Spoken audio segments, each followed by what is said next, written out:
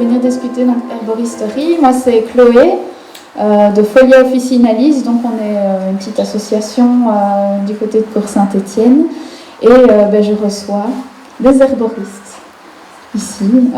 Mais non, Séverine Danse de Happy Flora, ici, bienvenue. Marie Fripia de l'Artisane, donc à Mont-Saint-Guibert. Ah oui, toi tu es de oui. Et Anne-Marie Camus de Ciné, herboriste aussi. Et nous sommes là pour discuter des métiers autour des simples, des plantes aromatiques et médicinales. Donc moi, je vais peut-être dire PAM au bout d'un moment, parce que plantes aromatiques et médicinales, vous comprendrez que c'est un peu fatigant. Mais il n'y a pas que le côté médicinal, évidemment. Il y a les plantes, les métiers des plantes en règle générale. J'imagine que toi, tu te sens un petit peu moins peut-être concernée par... Enfin, quoique, non, tu es formatrice aussi. Oui, donc moi... je suis dans la production de plantes sauvages et une manière de faire connaître ces plantes sauvages, c'est de montrer justement les utilisations qui sont liées. Et il y a une partie de mes productions qui concerne donc les aspects médicinaux des plantes sauvages. Et de fil en aiguille, c'est vrai que même comme ça, je m'intéresse aussi aux plantes utiles au jardin. Donc dans mes productions, il y en a qui ne sont pas des plantes sauvages indigènes, mais d'autres qui sont aussi en lien avec ce qui nous relie au jardin et qui nous fait du bien. Juste une petite question pour vous. Qui ici suit une formation en herboristerie? Levez la main. Oh, je pensais qu'il y en aurait plus. Non, voilà, parce que les métiers des simples, au final, ça concerne aussi beaucoup de personnes qui sont en voie de professionnalisation, qui parmi vous sont professionnels du secteur ou qui cherchent à le devenir. Les autres personnes, vous venez pour le plaisir. C'est très bien, c'est très bien. J'avais une première question, peut-être, donc tu as un peu pu te présenter un peu plus. Je vais vous passer le micro, peut-être vous présenter un peu plus en détail, vous deux. Ah mais non, vous en avez un, c'est magnifique. C'est bon. Oui, ok. Moi, c'est Marie Fripia de l'Artisane. Donc, moi, je suis très très animée depuis maintenant 22 ou 23 ans, je compte plus les années, mais d'histoire d'amour avec les plantes. Et en fait, moi je dis souvent, c'est à elles que je dois ma survie sur la terre, même le fait surtout d'y avoir trouvé un sens profond. Et donc, je pense que si je les avais pas rencontrées, je serais pas là pour en parler, parce que je pense que j'aurais été très démoralisée du monde. Il y a bien longtemps. Donc les plantes, c'est ma médecine et c'est ce qui, tous les jours, chaque fois que je termine une journée, je me dis bon sang, aujourd'hui j'ai encore, qu'est-ce que je leur dois? Je leur dois la préparation de ma cuisine, je leur dois un sirop, un vinaigre, la transmission avec des élèves. Et donc voilà, moi je suis à Évillers et depuis 2009 je donne des formations autour des plantes et c'est au fur et à mesure des années, c'est devenu une transmission, pas seulement... Au début, je me disais formatrice aux usages, autour des usages des plantes, et puis en fait, c'est devenu formatrice du lien au peuple végétal et du coup aussi à nous-mêmes. Donc moi, en fait, ce qu'elles m'apprennent, les plantes, c'est avant tout à aimer, à m'aimer moi, à aimer l'univers, le monde dans lequel je vis. Et donc pour moi, je me vois plus aujourd'hui comme formatrice du lien, en fait, une artisane du lien. Donc ça se manifeste par le fait d'avoir transformé un jardin de 30 arts en havre de biodiversité qui ne cesse d'augmenter d'année en année. Bonjour, bienvenue, installez-vous. Venez, il y a encore des places devant. En plus, on a deux là, c'est parfait. Et donc je suis sur un terrain de 30 arts qui, quand je suis arrivée en 2016, était un terrain tondu toutes les semaines. Et maintenant, il y a 350 plantes, quelque chose comme ça, toutes saisons confondues et toutes strates confondues. Donc ce jardin est un jardin didactique où il se passe beaucoup de formations. Moi, j'ai cœur à donner formation dans la transmission dehors, en étant au plus près des plantes. Et puis alors, il y a le volet tisane. Donc j'aime les tisanes. Je trouve que c'est à la fois simple, efficace, et en même temps, c'est tout un rituel, c'est tout un monde, en fait, les tisanes. C'est bon aussi. Et c'est bon, évidemment.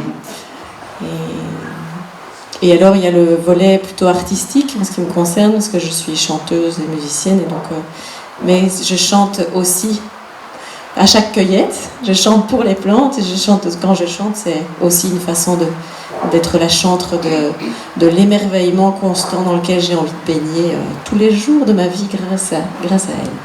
Voilà. J'espère ne pas été trop... Merci Marie. Bon, moi c'est Anne-Marie Camus. Depuis 27 ans maintenant, je tiens une petite boutique à Ciney, où je vends des plantes, c'est sûr, mais je vends aussi plein d'autres choses, en lien avec les plantes, en lien avec la santé, avec la nature. J'ai un peu malheureusement perdu le contact avec le terrain, parce qu'on ne sait pas être derrière le comptoir et les mains dans la terre en même temps. C'est le côté que je regrette un petit peu. Mais à côté de ça, je partage beaucoup de choses au niveau des contacts que j'ai avec mes... J'aime pas dire clients parce que je me sens pas commerçante du tout. Je pense qu'il y a moyen de faire passer plein de choses avec des bons produits. Et depuis 5 ans maintenant, j'ai été appelée par FAPME Dinan pour partager mon expérience et mes connaissances. Et j'ai envie de dire, c'est la boucle qui se ferme, parce que j'ai moi-même suivi cette formation il y a 25 ans, et je peux évidemment parler de mon vécu en insistant bien sur le fait que c'est surtout, même si ça va changer, la formation qu'on donne là, c'est plus herboriste de comptoir, je vais dire, parce que cette formation a été mise en place pour les gens qui travaillaient dans les magasins.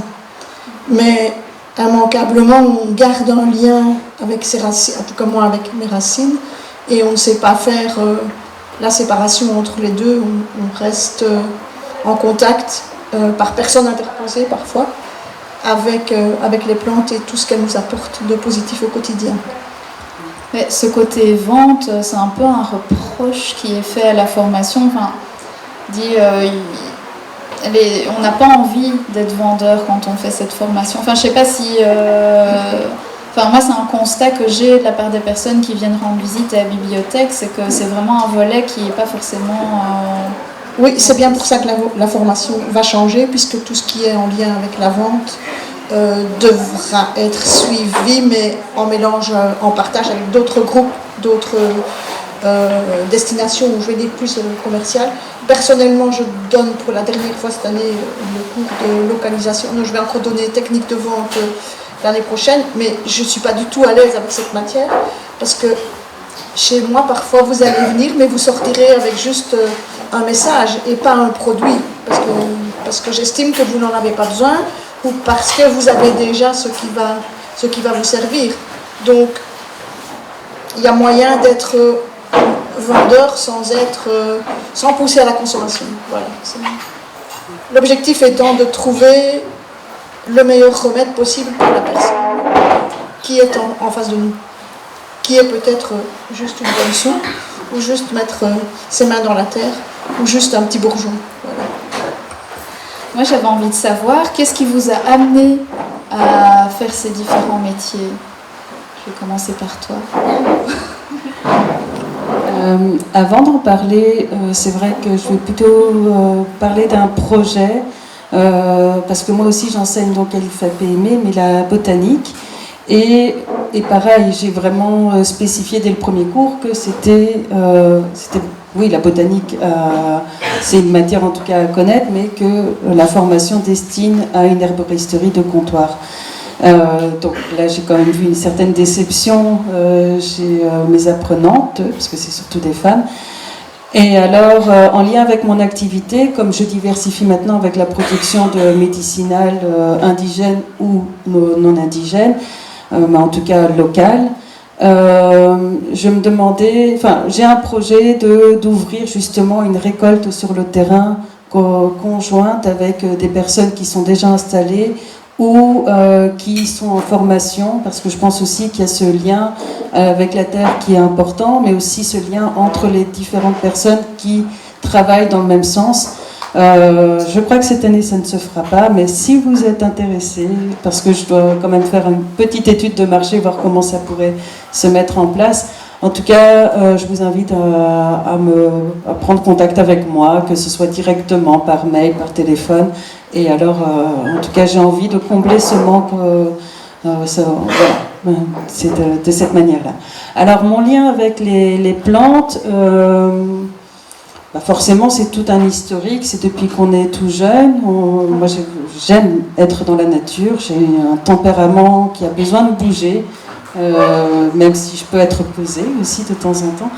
Mais, et donc, dans ce cheminement, j'ai été notamment, donc j'ai fait des études de bio-ingénieur. Et comme ce contact avec la nature était primordial, j'ai fait des études en eau et forêt. Et alors, lors de mon mémoire, je suis partie au Gabon sur justement l'utilisation que les communautés villageoises faisaient des plantes forestières, parce qu'il y a beaucoup d'exploitations forestières et qui pourraient aller même jusqu'à la limite du village pour exploiter un maximum, sauf que là-bas on se rend compte qu'il y a des arbres sacrés et donc potentiellement aussi des conflits avec les communautés villageoises. Et alors j'ai fait justement cet inventaire des plantes utiles, donc médicinales, comestibles, pour l'artisanat, etc. Et fatalement on m'a posé la question, et chez vous, quelles plantes? Est-ce que les gens utilisent les plantes? J'ai dit, en forêt, on ne voit pas grand monde, à part pour les myrtilles, les champignons et les chasseurs. Voilà. Et donc, voilà, il y avait déjà ce constat-là, et je trouve effectivement qu'il y a un tel ressourcement avec la nature que j'ai eu cette volonté aussi d'amener les gens à mieux la découvrir. Et c'est comme ça aussi que je me suis mise à produire des plantes sauvages.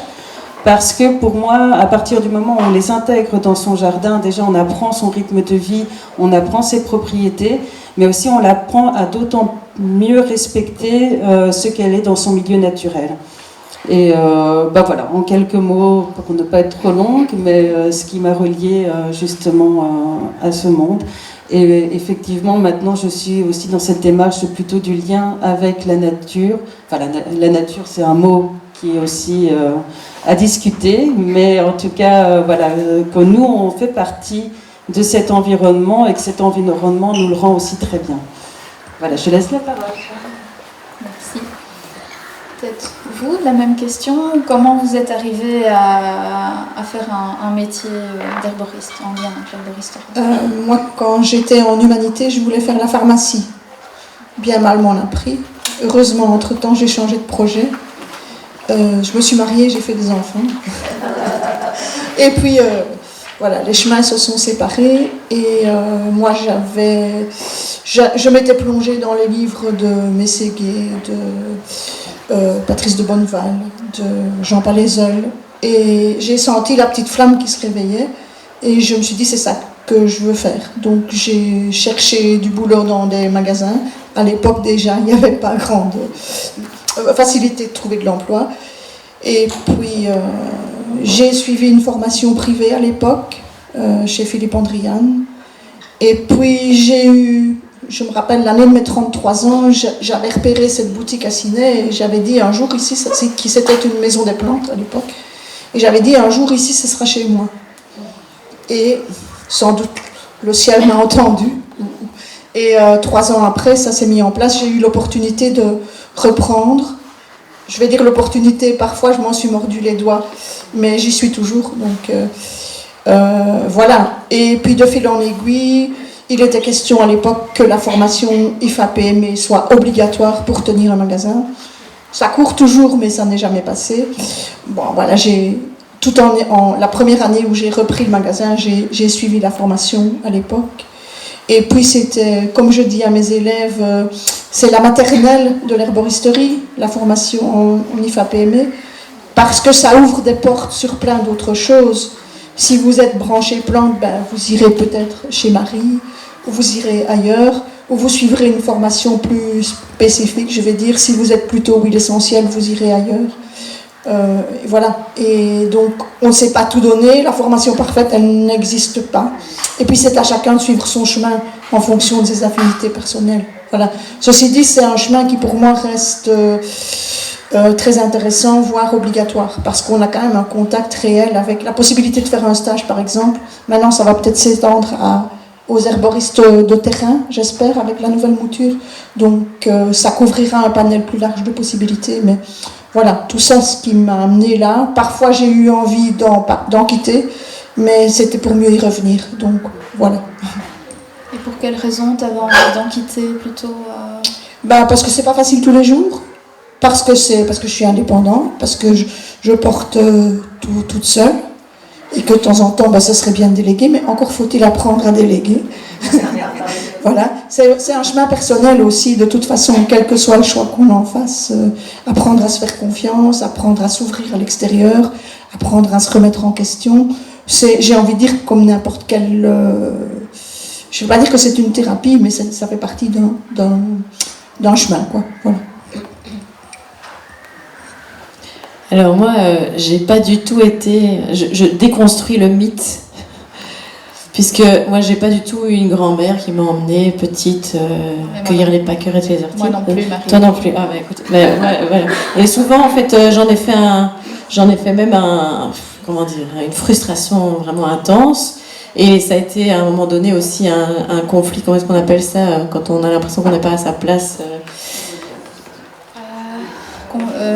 Sentiment d'imposture. Voilà, le syndrome de l'imposte. Et donc moi en fait j'ai plutôt été à Bruxelles, avec toute la famille à Bruxelles, tout le monde dans des immeubles, avec les plats préparés de ma grand-mère au micro-ondes. Hein. Ah non, je suis sûre que je bats tout le monde dans la salle. Et donc alors moi par contre j'ai eu le scoutisme qui m'a quand même vraiment, qui a été heureusement. Et en plus, j'avais un papa qui disait que les filles, elles n'avaient pas le droit de couper du bois, de faire du feu, tout ça. Donc là, j'ai fait tout ce qui n'était pas appris à la maison, top. Et donc le contact avec les plantes, je l'ai eu par le biais du scoutisme, mais à cette époque-là, et ça souvent je le dis à mes élèves aussi, hein, pour un peu mettre tout le monde à l'aise, parce que parfois on a l'impression que les gens qui font le métier que je fais, par exemple, on fait... Eh bien, on a un très très long parcours depuis l'enfance, que c'est déjà quelque chose de l'ordre de la vocation. Non, en fait, moi, c'est venu bien plus tard. C'est venu à l'âge. Moi, je me décrivais comme la vache hors sol, donc en plein Bruxelles, à faire un métier sur la mobilité douce, mais où j'apprenais des permis piétons au maternel. Et j'étais complètement Moi, c'est par le biais d'avoir été aussi loin dans la déconnexion avec mon environnement qu'il y a eu à un moment donné je sais pas, c'était presque comme quand on se met à couler et qu'on doit reprendre son souffle parce que sinon on va mourir. Donc moi, c'est plutôt ce parcours-là que j'ai vis-à-vis de l'appel des plantes médicinales, puisque pour moi, elles sont toutes médicinales. Et qu'est-ce que j'allais dire ? Et en fait, à l'âge de 20 ans, j'ai fait une formation de 5 jours,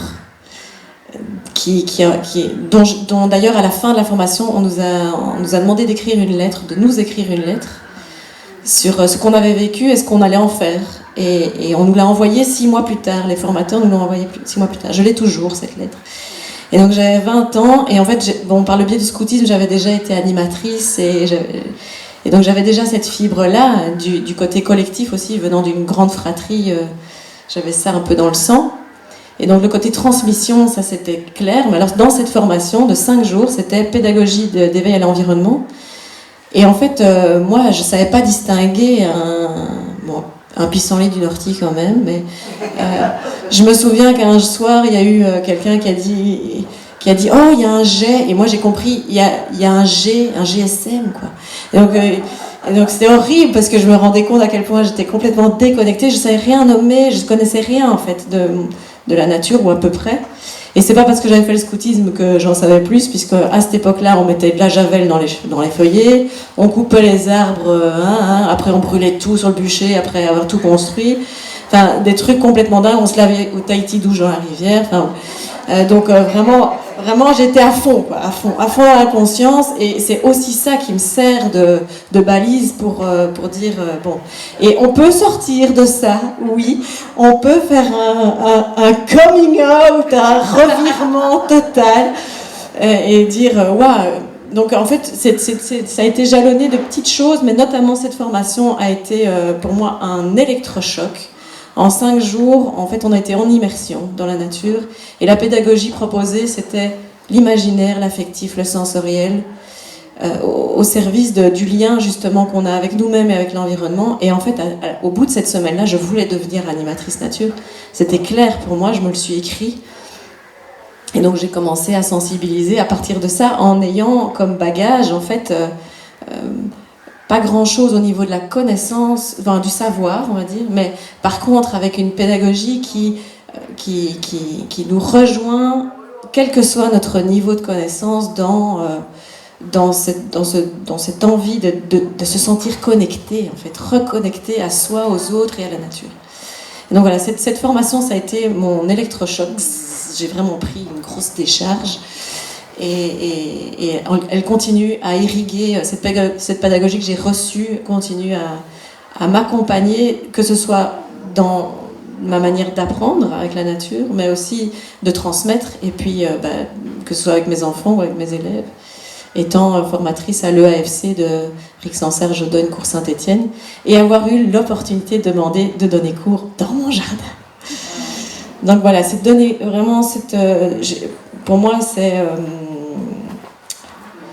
oui, c'est ça. C'est cette pédagogie qui a été fondatrice de mon lien. Et puis alors évidemment, tous les problèmes que je voyais s'amonceler les uns après les autres, réchauffement climatique et autres, qui m'ont donné une fervente... un besoin d'agir à mon échelle. Merci. Mais donc, là, si je peux faire un lien, enfin, il y a une sensibilisation à la nature qui est venue, ou qui est apparue, ou qui était déjà là. Moi c'était un sentiment personnel, mais avec les plantes médicinales, même cueillette sauvage pour l'alimentation, j'ai l'impression qu'il y a quand même un point de vue un peu utilitariste peut-être sur la nature, et en même temps j'entends que c'est des portes ouvertes pour une sensibilisation. Vous le ressentez comme ça aussi, ou comment ça se... Est-ce que vous vous posez ces questions, comment vous faites pour dépasser ce sentiment d'être là comme ça et de prendre, je sais pas. Excusez-moi de vous stopper. Oui. En fait, on cherche la conférence sur Hildegarde. Sur Hildegarde. Sur Hildegarde, c'est en dessous. C'est en dessous. Oh là là. Non, vous aime quand même. Ben oui, non, j'en se doute. Mais... Par contre, je sais pas à quelle heure c'est.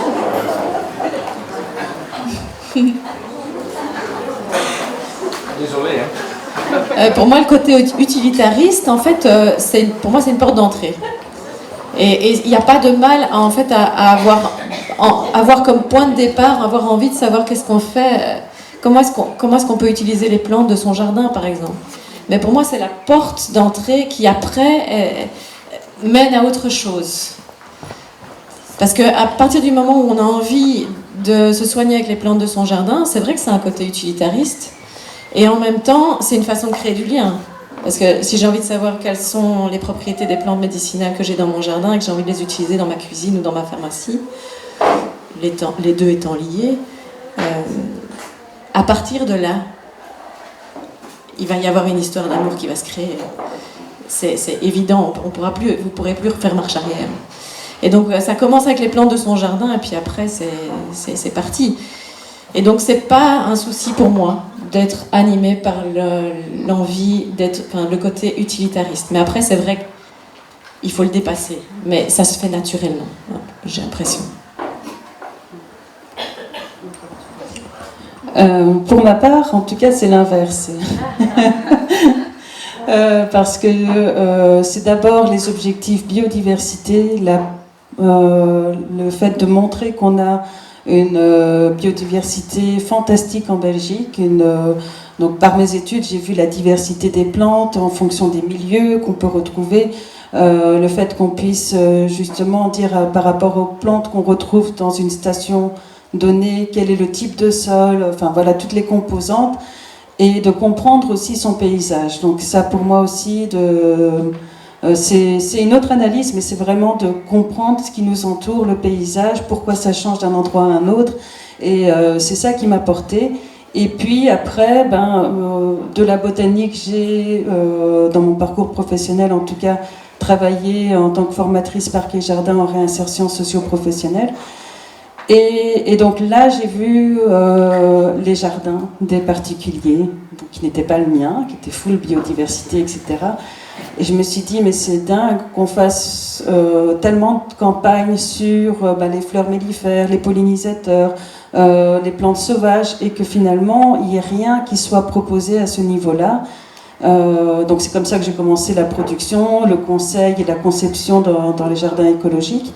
Mais c'est vraiment c'est une autre approche, c'est l'approche inversée.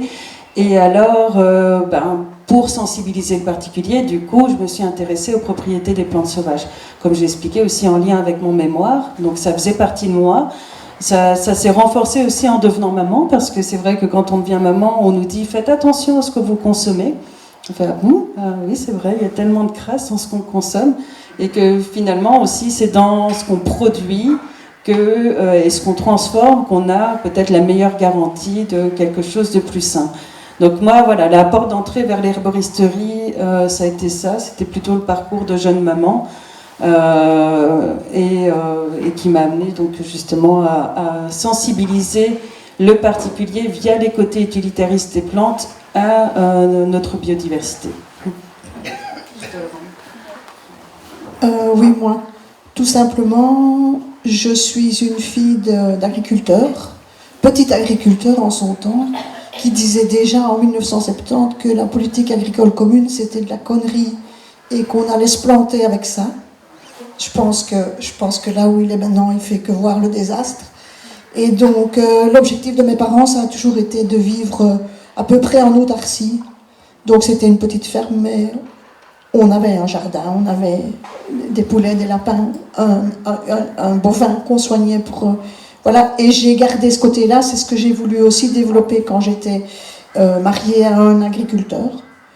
Et immanquablement, ce souci du jardin, de comment faire son jardin, de comment bien manger, m'a toujours animée. Et immanquablement, arrive un jour les plantes parce qu'on n'a pas envie de prendre des médicaments, ou qu'on sait qu'autre chose est là, qui existe, qu'on a en nous et qu'on peut, si on veut, développer, quoi. Voilà, tout simplement, c'est dans ce sens. Et à l'heure actuelle, dans mon magasin, j'ai aussi le sentiment que, bien entendu, avec des agents extérieurs, mais je me suffis à moi-même dans le sens où je vais très rarement faire mes courses à l'extérieur, rarement consulter un médecin, sauf si, parce que j'admets que mon métier a des limites.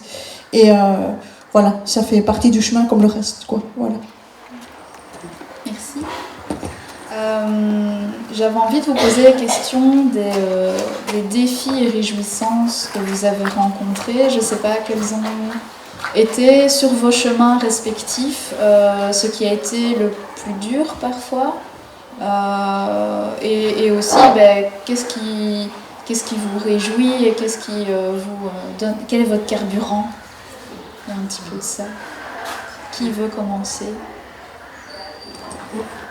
Oh Alors, le plus dur, s'installer indépendant, et ici en Belgique en tout cas, avec les difficultés liées à notre profession d'abord, parce qu'on a une législation qu'on doit respecter. C'est une des choses très difficiles à faire avaler à nos élèves, quels qu'ils soient. Mais voilà, c'est comme ça, on est en Belgique. Heureusement, on a une législation, ça veut dire on ne fait pas n'importe quoi. On ne se prend pas pour un médecin, parce qu'on n'est pas un médecin. Mais ça veut dire que parfois c'est contraignant, quand l'AFSCA débarque chez vous, ou un truc comme ça, même si vous êtes en règle. Mais voilà. Le plus dur, c'est de transmettre ça aux élèves. Et sinon, le plus dur dans le boulot, comme pas mal de gens qui travaillent maintenant d'indépendants particulièrement, il y a les diverses crises, il y a les travaux dans la rue qui durent plus longtemps que prévu, et puis il y a le Covid qui un jour vous dit que vous pouvez ouvrir votre magasin et puis le lendemain plus, soit. Et puis oui, les différentes crises, et puis surtout, c'est pas dur mais ça mérite d'être relaté. Moi j'arrivais là avec beaucoup d'illusions, soyons clairs, mais aussi un profond respect des valeurs que j'avais reçues, et qu'au départ je rencontrais chez les fournisseurs. Pour choisir mes fournisseurs par exemple, j'aimais des petites structures avec leur esprit, qui mettaient comme moi leur esprit dans leur travail. Maintenant les petites structures, il n'y en a plus beaucoup parce qu'ils se sont fait tous avaler par les gros, parce que quelque part ils n'auraient pas subsisté. Donc nous on doit aussi s'adapter à ça, mais rester le plus possible près de ses valeurs malgré ça, et continuer de faire passer le message qu'on a envie de faire passer. Le plus dur c'est parfois la solitude, mais voilà, parce qu'on n'a pas forcément la possibilité d'engager quelqu'un pour travailler avec nous. Mais voilà, en tout cas moi pas, parce que j'ai choisi de rester une petite structure. Mais à côté de ça, le plus intéressant, c'est je suis un être humain, donc j'ai aussi besoin de reconnaissance, et la reconnaissance qui vient des clients, même si parfois j'aurais envie de dire patients, qui sont devenus certains des amis, mais qui vous disent aussi « Ah, ce que vous m'avez conseillé, ça m'a super bien convenu », ou bien alors, encore un petit peu d'orgueil, c'est quand on arrive chez moi et qu'on me dit « On m'a dit de venir chez vous parce que… » Voilà, tout simplement, je suis comme vous, comme tout le monde ici, un être humain avec mes qualités et mes défauts. C'est hyper gratifiant quand on arrive chez toi, que dit « Ah, on m'a super bien parlé de… » Enfin, on a ça avec Folia aussi, et c'est vrai que là, tout d'un coup, il y a un peu… ça fait du bien quand même. Oui. Et c'est vrai qu'en tant qu'enseignante maintenant, ce qui est gratifiant aussi, c'est de voir des élèves qui osent, qui s'installent, ou alors des stagiaires qui viennent d'un autre centre, qui s'installent aussi, qui franchissent le pas. Et ça, ma foi, j'ai loin de moi l'idée de dire que ce sont des concurrentes, parce que je sais que mutuellement, on s'est apporté des choses et qu'on s'en apportera encore.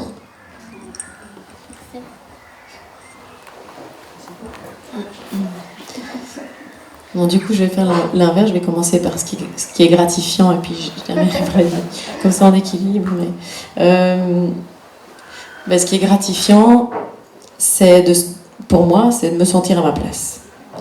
Il n'y a pas un seul jour où je me dis oh, je ferais bien autre chose. Non, c'est là quand même. Non, enfin, et en fait, ça permet de traverser des défis et non des moindres.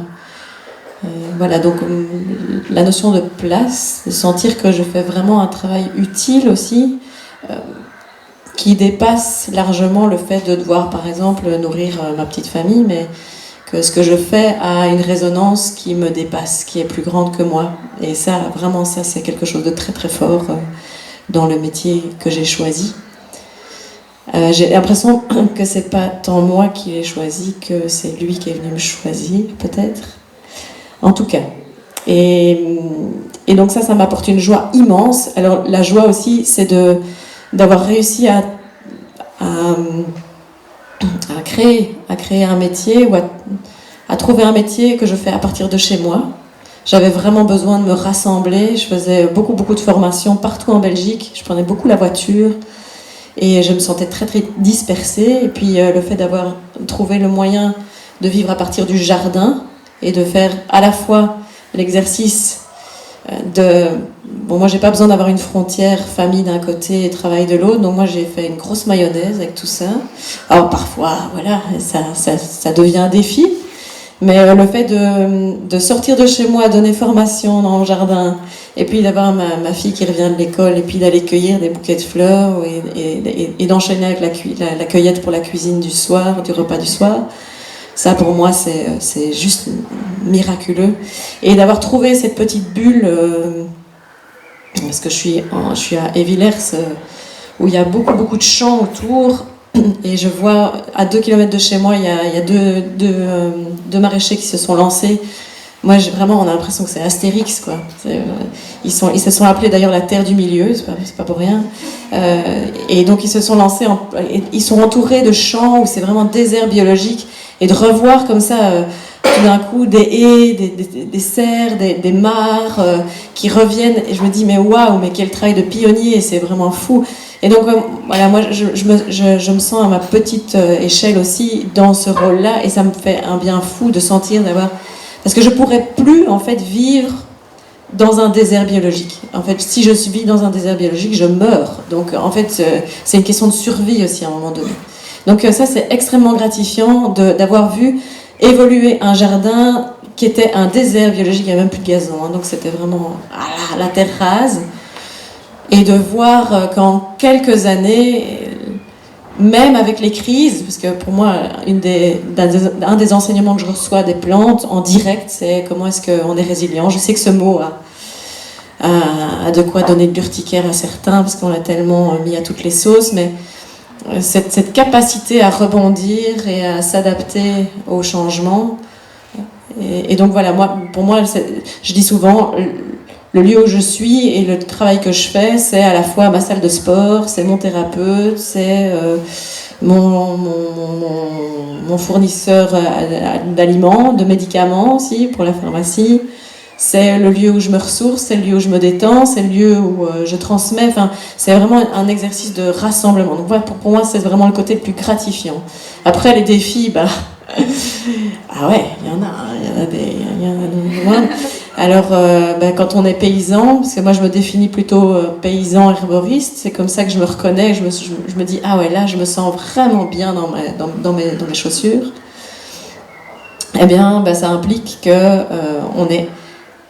on est relié à son terroir, tellement relié qu'on ne peut pas se décider sur un coup de tête d'aller passer un week-end, je sais pas moi, même en Ardennes, hein, ça, en Ardennes, parce que on a tous nos semis qu'il faut arroser 2 fois par jour, parce qu'on est complètement inféodé à la météo, donc moi je vibre avec elle, je suis d'un terrain angoissé, donc j'étais vraiment trouvé le métier qui me fait catharsis, quoi. Donc moi j'ai dans les défis, c'est les inondations, donc nous on est sur un terrain où on est à la merci de beaucoup d'inondations. Donc on a dû traverser ça, et même en 2021 où on a été 3 fois inondés, je me rappelle que cette année-là, les tisanes, pour moi c'était les tisanes du miracle, quoi, parce que je sais même pas comment j'ai fait et comment les plantes ont fait pour avoir des arômes cette année-là. Et donc en fait, même quand c'est cata misère, ça continue à rester miraculeux. Après, je pense que pour répondre à ces défis, tu l'as dit aussi, c'est la remise en question, et le fait de diversifier au maximum son activité, et puis accepter quand on est paysan, en fait, la mort et la vie se côtoient tout le temps, et donc ça m'aide beaucoup aussi à passer le cap des crises. Mais oui, des défis, il y en a plein, que ce soit les sécheresses, les inondations essentiellement, pour ce qui concerne le travail de la terre, et puis oui, se réinventer tous les jours. J'oublie certainement plein de choses, mais...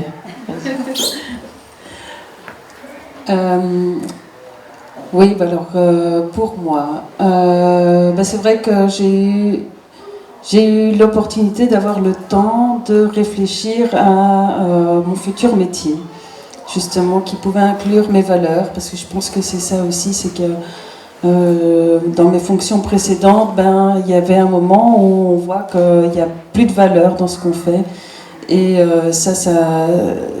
pour moi, ça ne pouvait pas être autrement. Et donc effectivement, j'ai cherché un moment un poste près de chez moi pour être plus écologiquement viable, plus disponible pour mes enfants, qui correspondent à mes compétences, etc. Ça devenait vraiment complètement inespéré de trouver un poste. Et donc je l'ai créé, et aussi parce que même dans les formations, en tout cas à l'époque, il n'y avait rien pas grand-chose de disponible en lien avec l'environnement, la biodiversité, et j'étais pas du tout encore dans ces notions peut-être de bien-être ou d'herboristerie à ce moment-là. Donc j'ai pris le temps de me poser, de dire qu'est-ce qui est important pour moi. Je vois qu'en hiver je déprime dans un bureau, j'ai besoin d'être à l'extérieur, j'ai besoin d'être active. J'ai besoin d'être créative, donc de faire de la conception. J'ai besoin de produire parce que c'est aussi quelque chose en lien direct. Et c'était pas non, après dans la production, c'était pas l'aspect commercial qui m'importe, mais le contact avec les gens. Donc ça, c'était parmi les valeurs, en tout cas, qui étaient là à la base, plus tous les objectifs environnementaux. Et donc c'est ça peut-être le point positif d'être indépendant, aussi de travailler avec qui on a envie de travailler, avec des personnes qui partagent les mêmes valeurs. Donc ça c'est vraiment dans les points positifs que je retiens. Et alors, dans les points peut-être plus négatifs, c'est effectivement de voir si on est encore des extraterrestres, peut-être, dans ce mode de vie, qu'il n'y a pas forcément une bonne reconnaissance aussi d'un statut d'indépendant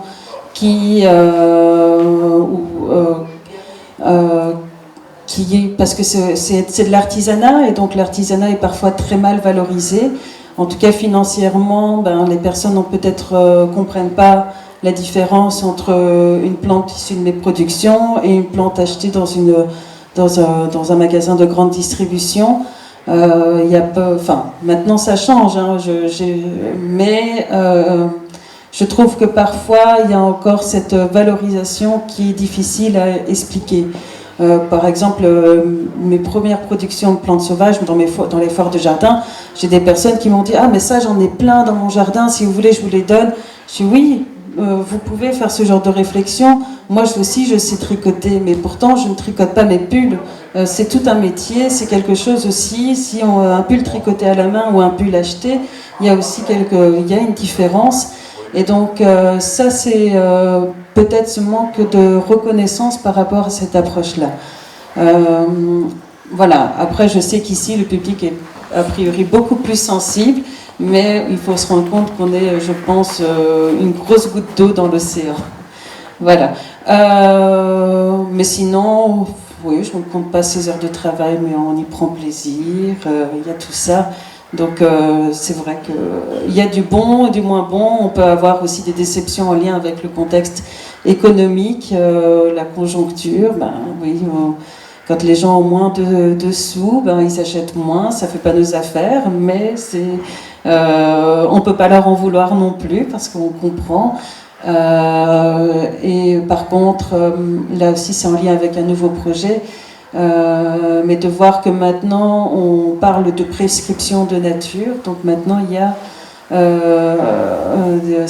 on parle de plus en plus, ça c'est un point positif, d'alternatives non médicamenteuses pour parler peut-être de ces notions d'écothérapie, d'orthithérapie, en lien aussi avec l'herboristerie. Mais donc ça, je trouve ça bien, mais je trouve ça dommage qu'on en soit arrivé à ce point-là de dire aux gens, vous prenez le temps, vous allez dehors 1 heure par jour, vous baladez dans les bois, regardez les arbres. Enfin, ça peut sembler aberrant, mais on est dans ce type de société. Donc c'est pour ça que je dis aussi qu'on est un peu des extraterrestres dans cette société. Voilà. C'est bien. Oui, voilà. Est-ce que toutes les 3, vous arrivez à vivre de votre métier ici? Question. Financièrement, là c'est terre à terre au possible. Hein, mais... Oui, j'y arrive. Je m'adapte. Parce que, heureusement, j'ai pas besoin de voyages extraordinaires, même pas 1 fois par an, sûrement pas 4 fois par an non plus. J'ai envie de dire, je vis au quotidien, je paye mes murs, je mange, je bois, je dors, et j'ai une vie sociale, et j'ai quelques loisirs. Ça me suffit. Voilà. Mais oui, Mais il ne faut pas faire ça pour devenir millionnaire. Non, mais de toute façon, c'est pas. Enfin, on a parlé de réchauffement climatique, c'est pas vraiment souhaitable partir 4 fois par an. Absolument pas. Mais bon, voilà, on adapte ses besoins en fonction d'eux. Et puis, quand on a un bon mois, on se dit, ouais, chouette, il y aura un petit extra. Et puis, le mois d'après, c'est un peu plus difficile. Mais c'est pas grave, on va passer. Ça fait 25 ans que ça dure. Il n'y a pas de raison. Moi, j'ai essayé plusieurs statuts Et celui auquel, pour moi, est le plus confortable, c'est ce que j'ai cherché à obtenir, c'est de rester indépendante complémentaire. Et la vie m'a servi un miracle, pour ce que j'appelle pas ça autrement, c'est de pouvoir donner cours dans mon jardin en étant employée à mi-temps pour l'école de promotion sociale. Et donc ça me permet de pouvoir vendre mes tisanes, parce que en fait le travail au jardin, toutes les heures que je travaille au jardin ne sont... Alors je ne vais pas dire pas, parce que maintenant dans les prix que je fais dans mes formations, j'inclus dans ma réflexion le travail que j'ai au jardin. Pareil pour mes tisanes, j'assume clairement ne pas être du tout, de m'aligner pas du tout sur les prix des marchés. Alors il y a un argument pour lequel je suis très sensible, c'est quand on me dit que je suis élitiste. En fait, non. Là, j'ai résolu cette question interne. C'est vrai que le prix des tisanes que je vends, effectivement, il est très cher, mais moi, j'ai fait le choix par le biais du prix aussi, je refuse de vendre à perte, en fait. Enfin, pour moi, ça veut dire qu'en fait, je vais dépenser plus d'énergie que ce qui va me revenir. Donc, d'office, je vais arrêter si je suis à perte. Donc, de toute façon, c'est les métiers de la terre.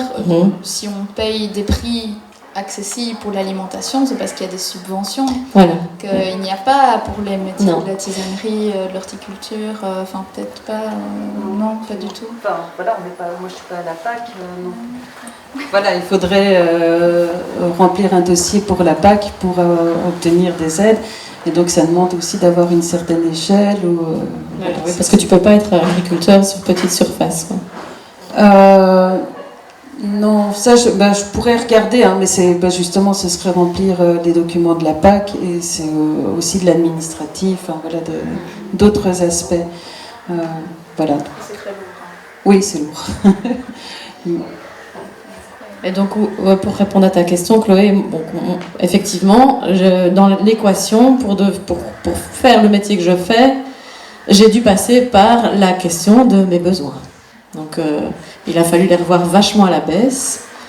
Donc, en tant qu'employé et maintenant, clairement, on a revendu une voiture. Enfin, on a essayé par exemple, hein, mais on a vraiment vu la question du budget à la baisse et de voir où partait l'argent et comment est-ce qu'on faisait pour en dépenser moins. Alors, le fait de tout relocaliser, notre nourriture, d'être moins dépendant de la pharmacie, d'être moins indépendant de l'extérieur, a permis en fait, d'avoir une partie de nos besoins comblés par le jardin lui-même. Donc ça, c'est déjà une partie de réponse à l'équation. Donc en fait, dans mon salaire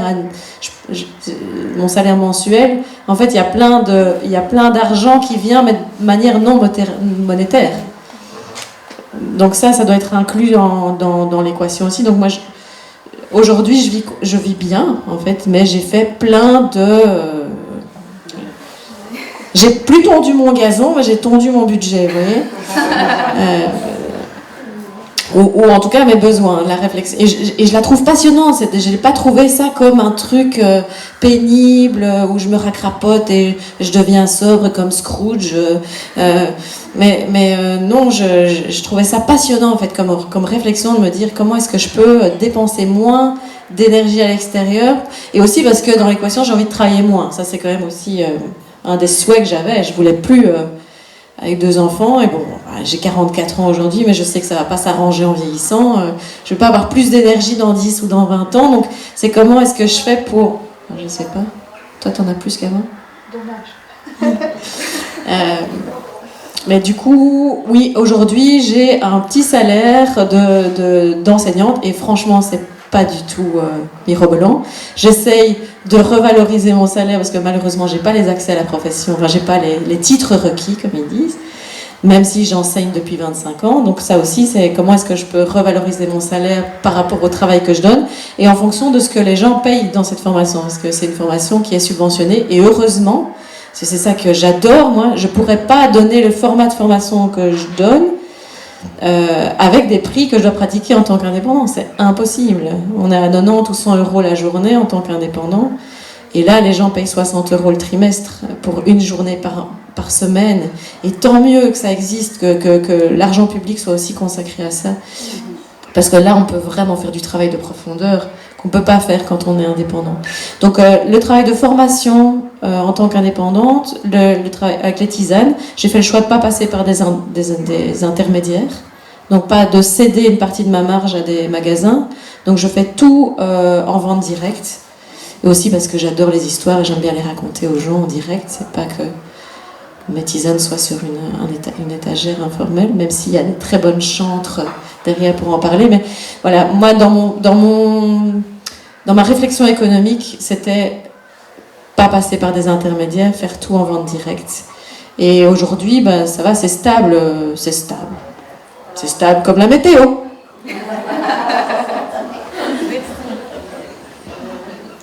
Donc c'est bien ça, effectivement, ça peut être des revenus variables aussi en fonction de la météo. Donc quand on travaille la terre, chaque année on se dit, chaque hiver on fait plein de projections et puis on se dit à quelle sauce je serai mangé l'année prochaine parce qu'on ne sait pas s'il va faire méga sec et caniculaire ou pluvieux. Donc on y va. Donc ça c'est aussi quand même un plaisir de se laisser porter, d'improviser chaque année. Même si on a des moments de déception, c'est comme ça. Mais c'est aussi de se dire que chaque année est différente et ça j'aime bien aussi. Moi au niveau économique, en fait ça a aussi fait partie d'une économie familiale. Donc c'est vrai que mon compagnon lui travaille à temps plein et je pense qu'avec nos deux revenus on subvient à nos besoins. On fait même des travaux dans nos maisons et tout ça, enfin voilà. Mais ça a été vu de cette manière-là. Et donc, d'une certaine manière, pareil, je n'avais pas un grand revenu, mais j'ai la disponibilité quand les enfants sont malades. Je fais des économies de carburant. Voilà, il y a plein d'économies. On discute aussi, on réseaute aussi avec les personnes de son village. Et finalement, le carrossier, il est là. Acheter je fais mon pain. Donc j'ai aussi, au lieu de prendre ma voiture pour aller chercher un pain qui est de moindre qualité, je cuisine pour moi-même. Je prends ce temps-là. Je l'organise dans mon temps de travail. Et donc, voilà, c'est vrai que pour moi, en tout cas, c'est une activité saisonnière. Donc, il y a des périodes, il y a des mois où je gagne rien, carrément. On va dire en décembre, janvier, c'est très rare que je vende des plantes. Donc, ça, c'était aussi un point que je voulais combler. Donc, c'est vrai que dès le départ, j'ai vu j'ai établi mon métier avec une diversification dans ce que je fais. Donc il y a l'aspect production, mais il y a aussi l'aspect conception de jardin que je peux plus faire en période hivernale. Et puis également tout ce qui est formation, qui aujourd'hui est plus de l'enseignement. Et donc parce que j'enseigne aussi en haute école et à l'IFAPME. Et donc notamment l'IFAPME permet de donner des cours du soir, parfois en week-end. Et la haute école, ça me permet de basculer la majorité de mon horaire entre septembre et décembre, qui est ma période creuse. Donc, et c'est un revenu qui ne dépend pas du climat. Donc ça, c'est hyper intéressant aussi.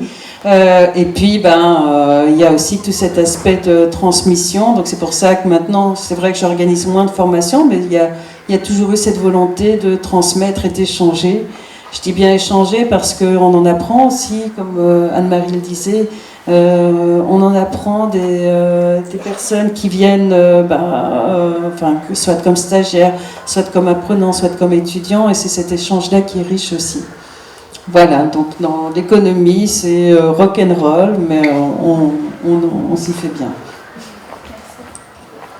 Et j'entends qu'il faut être multicasquette, il faut tondre. Et tondre le budget et revoir un peu son mode de vie, mais j'entends beaucoup de gratitude, de gratification dans ce que vous faites. Merci beaucoup pour ça. Tu dis un point aussi qui est dans les points positifs, c'est que il faut se faire confiance aussi quand on est indépendant, parce que je ne sais pas si c'est pour vous, mais moi j'ai toujours plein de projets en tête. et je me dis, tant pis, je mets ça pour plus tard, ça viendra bien à un moment ou un autre. Et à un moment où ça doit arriver, et ben souvent j'ai tout qui se débloque à ce moment-là. Comme si, ben voilà, il y a peut-être quelqu'un ou quelque chose qui fait que ça se débloque. Je pense qu'il y a une gratitude indirecte qui revient quand on fait les choses avec cœur aussi. Merci beaucoup. Je propose qu'on passe aux questions du public, s'il y en a. Véronique, je peux te demander de prendre le micro.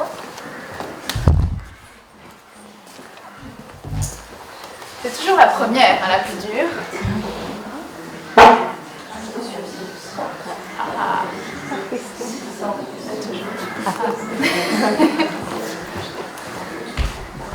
Merci Virginie.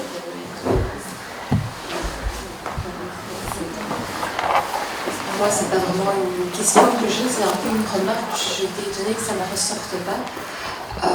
Donc, je fais aussi de la tisanerie, un peu de formation à l'IFA-PME et un travail complémentaire pour boucler les fins de mois. Et je trouve que la grosse difficulté quand on est toute seule dans son activité, c'est ce côté multicasquette. On doit faire notre comptabilité. Je ne sais pas si vous pouvez payer quelqu'un, mais on doit faire son design, parce qu'on doit faire cette foutue communication sur les réseaux sociaux, et il faut maintenant avoir des beaux visuels. Et donc, en fait, on passe des tas de jours sur des activités qui ne sont pas notre activité cœur ou cible. Et je trouve ça vraiment très, très prenant, difficile à suivre. Moi, je sais que je passe à côté de plein de choses parce que j'arrive pas à tout gérer. Et donc, voilà, par exemple, toi, Marie, comment est-ce que tu règles ça? Est-ce que tu gères aussi cette casquette-là? C'est vrai que je sais plus sur réseau comment tu le démarques. Alors, les études que j'ai faites avant de... non, ça ne résout pas tout, mais j'ai fait des études de communication. Voilà. Ceci dit, c'était à une époque où toute la technologie a changé depuis. Hein. Donc moi, il n'y avait pas encore les sites internet. Donc tu vois, j'ai dû quand même me réactualiser un peu.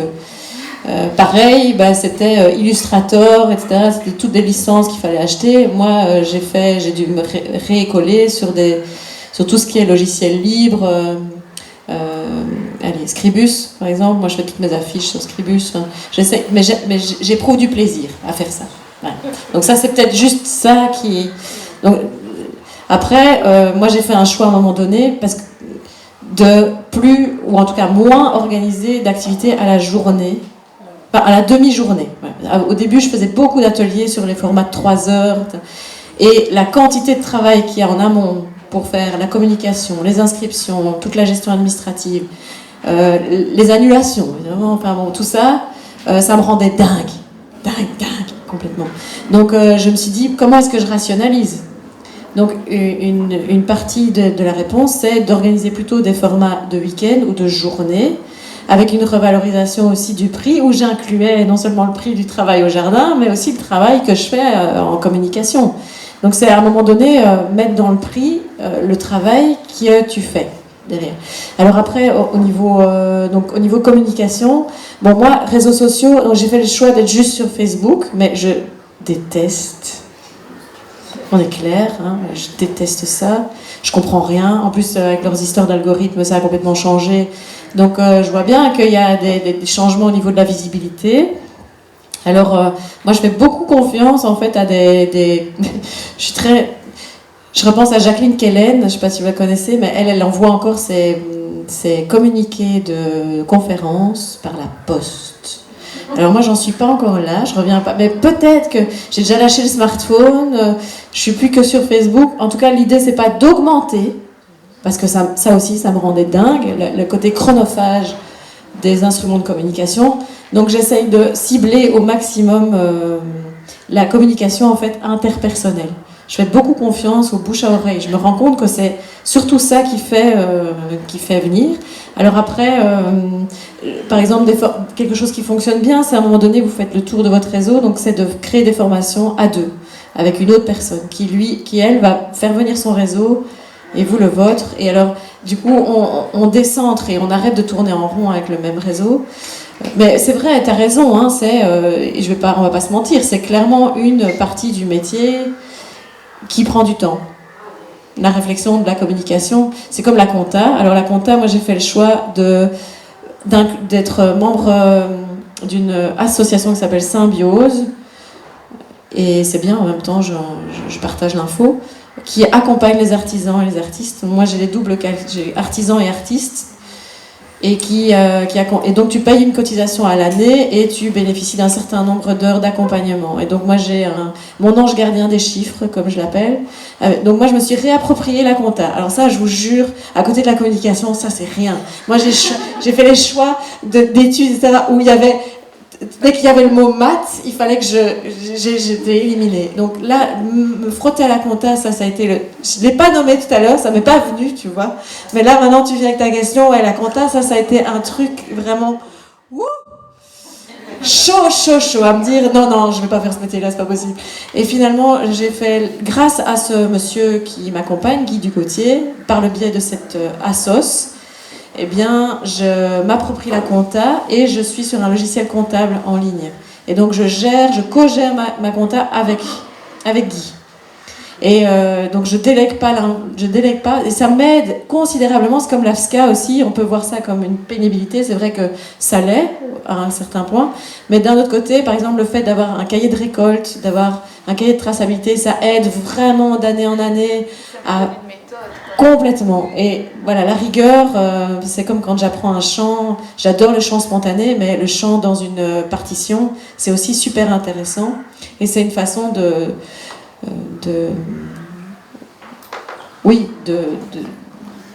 savoir d'où on vient, où est-ce qu'on va. Donc oui, la communication, la compta, oui, on l'a pas nommé, mais effectivement, je pense que vous serez d'accord que ça fait aussi partie du jeu.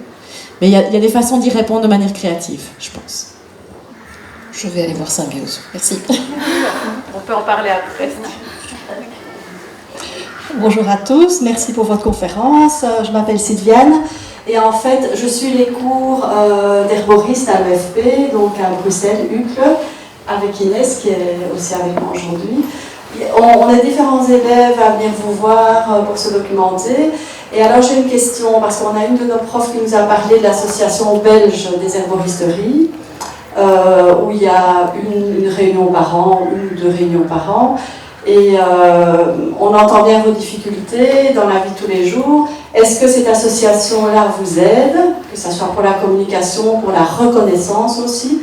Parce que c'est aussi une deuxième question. En ce qui concerne la reconnaissance, il y a beaucoup de cours un peu partout qui se valent ou pas, des cours moins chers, des cours très chers, aussi en ligne. Donc, est-ce que l'association des herboristes est efficace et pourrait aider les futurs pratiquants ou personnes qui travaillent dans ce domaine à être connus, à être payés à sa juste valeur, hein, comme vous disiez, et voilà, je m'interroge là-dessus. Ça, c'est une question pour moi. Mais donc, l'association que tu mentionnes, j'imagine que c'est l'Union belge des herboristes qui est présente ici aujourd'hui comme exposant, je ne sais pas où exactement dans le parcours, je ne sais même pas à quoi ressemble le plan de la fête ici. Mais donc, elle est toute jeune, cette association, donc elle est née cette année, officiellement. Elle est en préparation depuis quelques années et principalement portée par des herboristes de Bruxelles. Mais je pense que ça, c'est plus des questions à leur poser parce que pour le moment, elles sont vraiment en construction d'un projet. Il faudrait aller voir leur statut, quelles sont leurs intentions. Là, elles ont ouvert leur cotisation cette année, donc on peut, en tant que professionnel ou amateurs soutenant cotiser, devenir membre de leur association, mais elles ne sont pas du tout au stade de contribuer, voilà. Alors moi, en tant que porteuse de Folia Officinalis, ça a été un petit peu une intention on n'a pas cette vocation de fédérer non plus, on n'a pas ce niveau de professionnalisation non plus, mais en tout cas de rendre visible le travail des producteurs locaux, de personnes qui touchent de près ou on est un peu plus loin à l'herboristerie, et aussi de rendre plus transparent ces formations, de permettre plus facilement la comparaison entre les différents cursus, les avantages, les inconvénients, parce que dans les prix qu'on retrouve dans le privé, c'est clairement pas pareil que dans le subsidié et dans l'officiel, mais bon, il y a des désavantages dans l'officiel. Par exemple, à l'IFA-PME, le FP, c'est chef d'entreprise, herboristerie, donc c'est chef d'entreprise d'abord.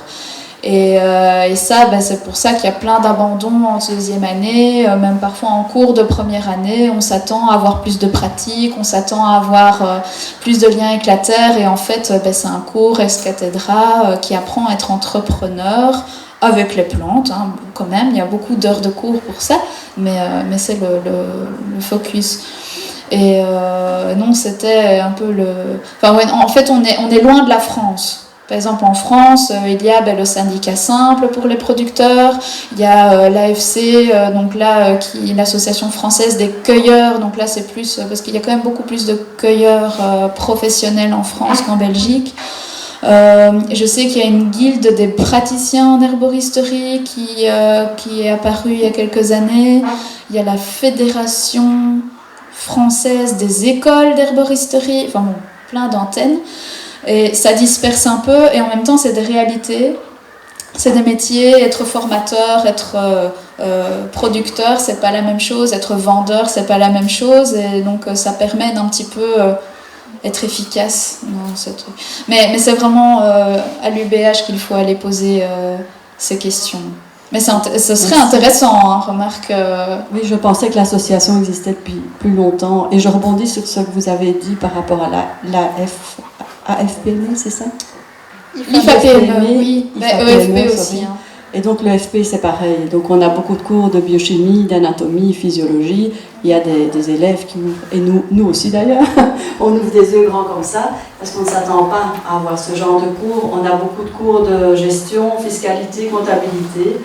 Donc ce qui est intéressant pour être indépendant, évidemment, mais c'est un petit peu hors attente. Pourtant, ils sont très clairs sur leur programme. Là, pour le coup, la page d'accueil, il y a le détail du programme avec les nombres d'heures de cours. Il y a encore l'intitulé du programme par rapport aux cours effectifs qu'on reçoit. Il y a parfois des grandes différences. Donc, voilà. Simplement pour dire qu'il n'y a pas de cohérence quand même dans les différentes formations. Dans la révision du référentiel, donc IFA-PME et vous, FP, c'est ça, Bruxelles, c'est la même chose, on a travaillé en commun. On a beaucoup séché sur la redéfinition du métier. Maintenant, moi, je n'ai pas encore vu la version finale. Je l'attends avec impatience pour voir comment notre travail a été mis en musique. Je reste sur des déceptions en tant que formatrice. Je partage la déception des élèves aussi.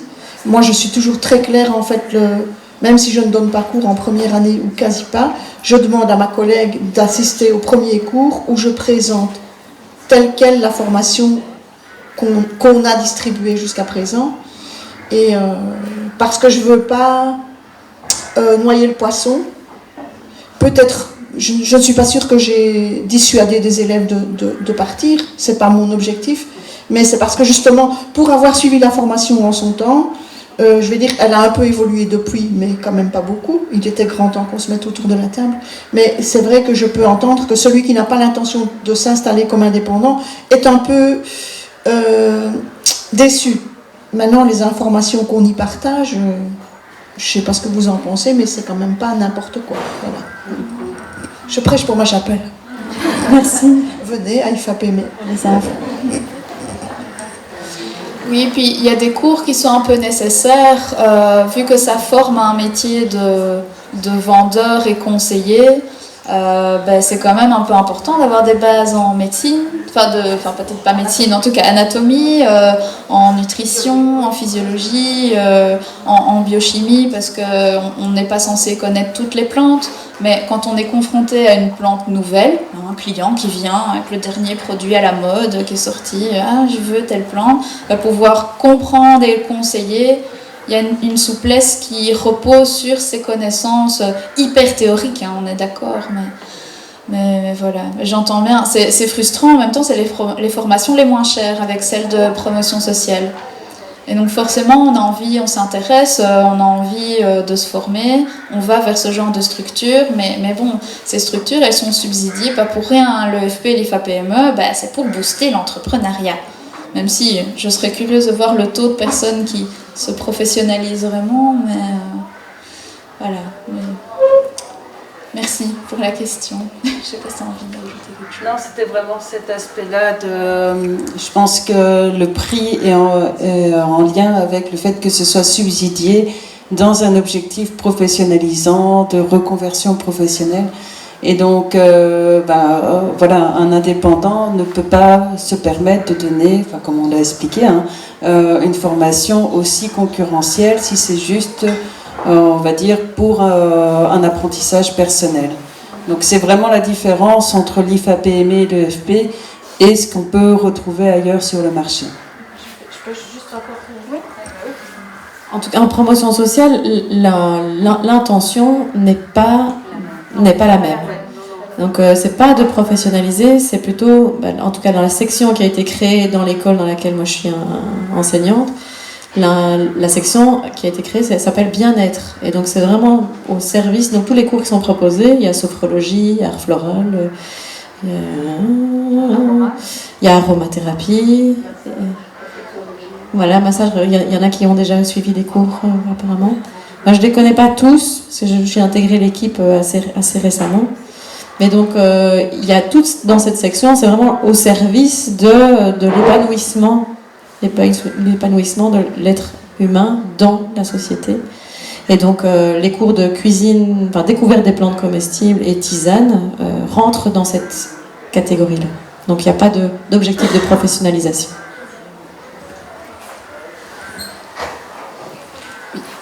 Je suppose que c'est votre constat aussi en tant que formatrice, mais on a des élèves avec des envies tellement différentes. Des gens qui veulent se destiner à créer des pépinières, d'autres qui veulent faire une herboristerie, des gens qui sont là pour un apprentissage personnel.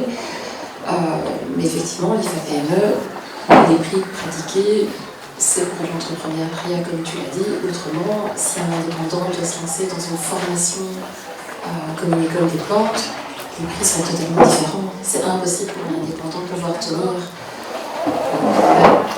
Pour exemple, l'école des plantes, sur 3 ans, une journée par mois, ça revient à 1 850 €. Pour celles qui se lancent dans la naturopathie, on est quand même à du 3 000 € l'année, pour 2-3 ans.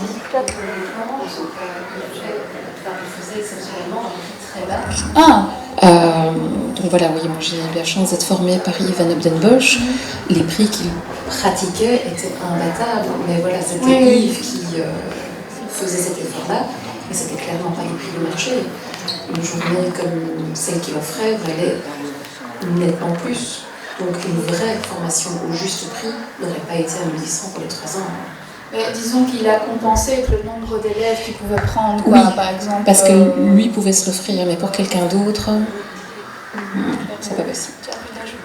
Je voudrais quand même ajouter une réflexion, c'est que je vois au cours, le type de personnes qui suivent les cours sont des personnes très motivées, je ne parle pas spécialement pour moi, mais pour tous les gens qui sont là. Et ce sont des personnes aussi qui sont parfois dans une réflexion de « j'ai abandonné un travail pour commencer un autre ». Donc c'est vrai, comme vous l'aviez dit tout à l'heure, l'aspect économique est quand même important. Donc il y a, en effet, on est inscrit dans la section bien-être, mais il y a quand même une finalité, c'est de pouvoir y travailler et pouvoir gagner son pain et pouvoir en vivre, peut-être à mi-temps ou quelque chose comme ça. C'est juste une parenthèse. On est parti pour... On pourra en parler longtemps de ce sujet-là. Pour la petite histoire, avant d'être appelée par IFA-PME, avec une amie qui est une collègue IFAPME, nous étions en train de plancher sur un projet d'école des plantes.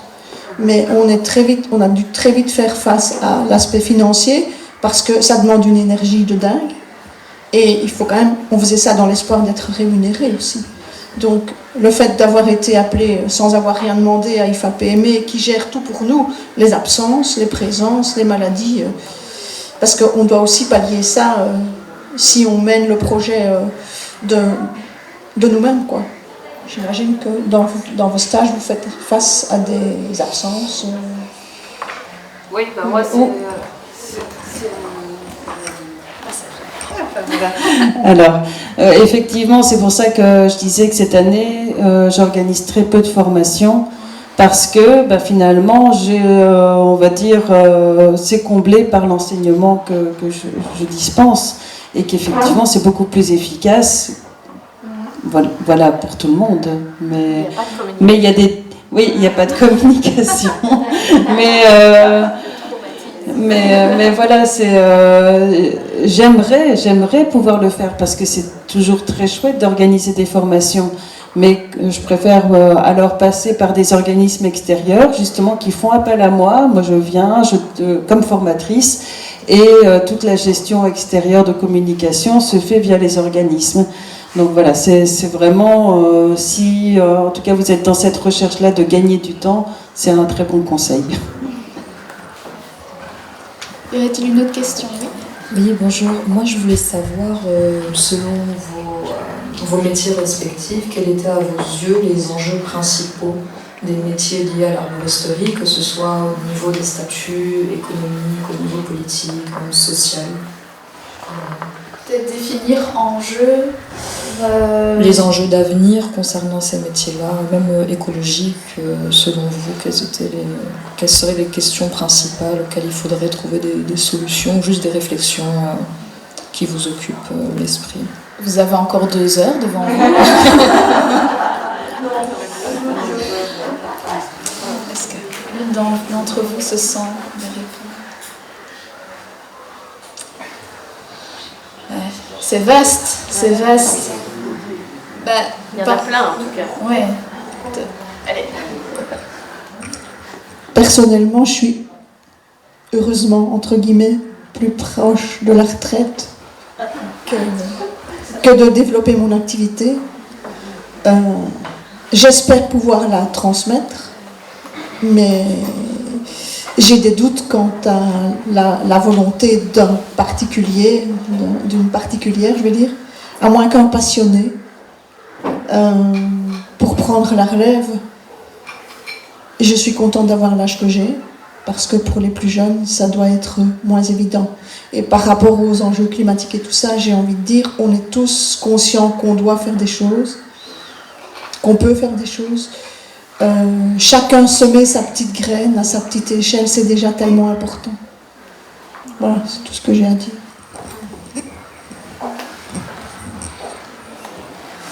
Mais c'est clair qu'il y a un enjeu climatique, mais ça c'est pour tout le monde et toutes les professions. À partir du moment où on vend un produit issu d'une ressource en déclin, j'ai appris il n'y a pas longtemps que le thym du sud de la France est en voie de disparition maintenant, par exemple.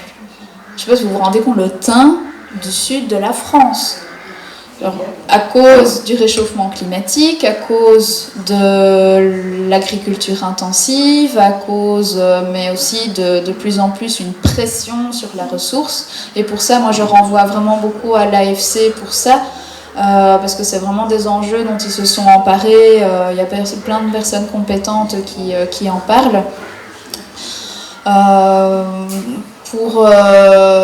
Oui, donc c'est réfléchir à sa consommation et à ce que nous on a envie de proposer si on se lance comme professionnel, peut-être se diriger vers les plantes locales, savoir comment bien les cueillir.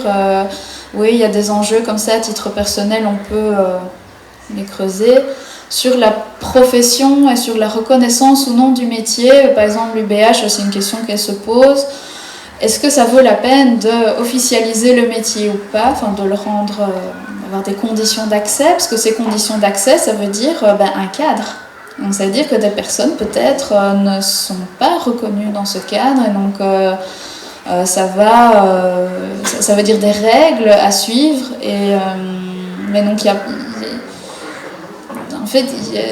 en tout cas, cette question-là, elle est difficile à trancher parce qu'il y a des arguments des deux côtés.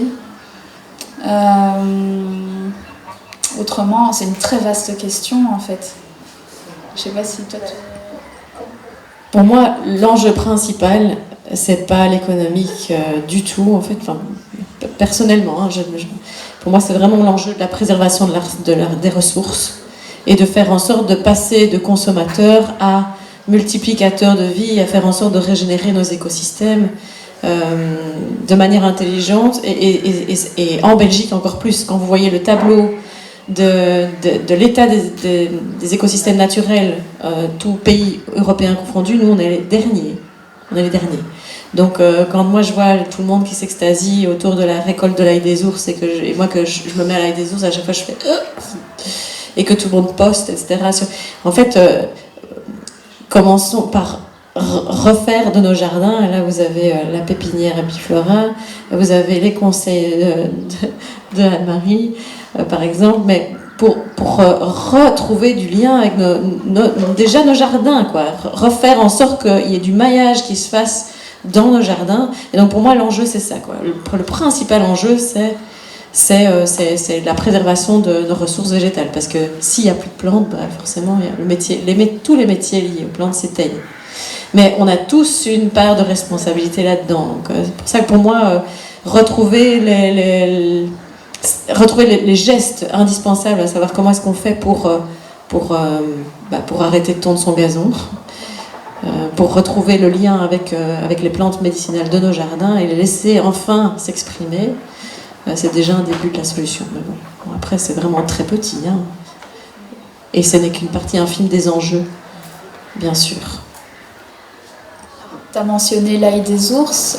C'est vrai que quand on voit un spot d'ail des ours, hein, il y a l'abondance, quoi. Il y a beaucoup, mais cet endroit-là précis est peut-être abondant, et puis il y en a d'autres, et c'est des retours de terrain qu'on a qui périclitent à cause de cet engouement, de la cueillette. Et il y a vraiment un phénomène, forcément réseaux sociaux avec ça, mais pour moi il y a aussi un enjeu de changer de regard et de ne pas regarder forcément à ce qui se passe au niveau local, mais international. L'impact de ce qu'on consomme, il n'est pas forcément visible chez nous, il est visible à l'autre bout du monde. Il y a plein de produits à base de plantes qui sont à base de ressources presque disparues à l'autre bout de la planète, mais parce qu'on les consomme, eh bien voilà, ça disparaît. Donc c'est aussi apprendre à observer l'environnement autour de nous, mais même au-delà, c'est vraiment le global et agir au niveau local aussi. C'est presque le métier d'herboriste aussi, hein, Enfin, je ne suis pas herboriste d'abord, mais je me dis aussi, on observe justement un patient, moi je veux dire patient, dans sa globalité, pour soigner peut-être un point précis, et ça je pense que c'est aussi quelque chose qui est peut-être à valoriser, c'est d'avoir cette globalité, on va dire pareil dans mes productions, je le fais toujours, ces allers-retours entre le micro et le macro. Donc voilà, c'est vrai que c'est toujours important de le ressentir comme ça. Un des faits marquants, justement, c'était une bête vidéo d'Arte, mais c'était sur le microbiote. Et on parlait de perte de biodiversité de notre microbiote.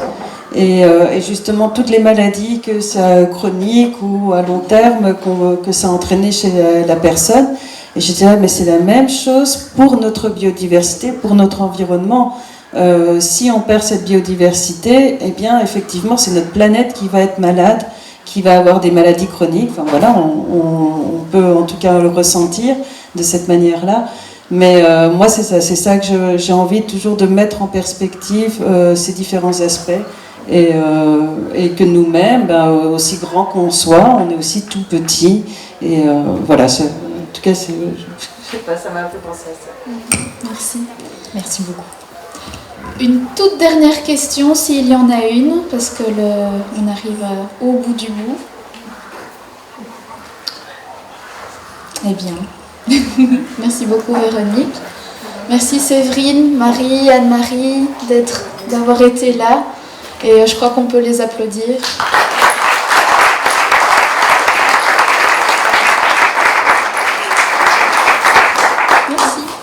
Et petit mot de la fin. Oui, vous avez parlé tout à l'heure de l'Union belge des herboristes qui aide à la reconnaissance du métier, de tous les métiers liés au plan. Moi, j'aimerais saluer le travail de Folia Officinalis, qui est vraiment... voilà. Il y a avant Folia et après. Je vais pleurer.